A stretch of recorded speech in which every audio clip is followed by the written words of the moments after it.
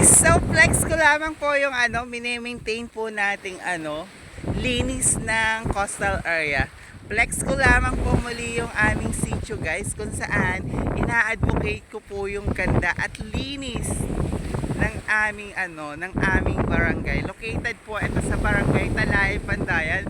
So malapit na po yung summer and ini-invite ko po kayong lahat dito.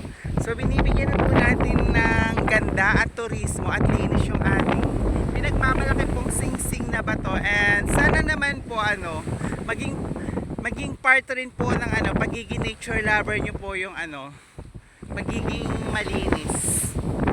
So yan po guys, wala po siyang edit, so medyo malinis na po siya guys.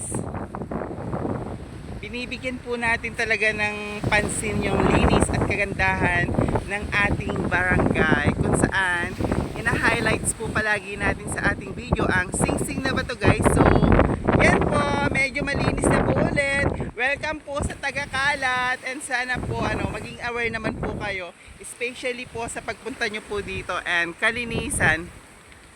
So kung mapapansin nyo po guys, kanina po nag-live po ako, may dala po akong tabo at timba.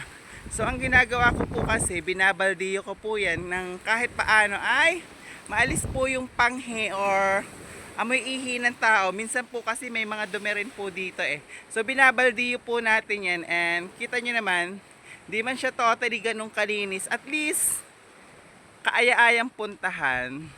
So welcome po sa aming barangay, kung saan nasa aming po sitio ang sing-sing na bato guys.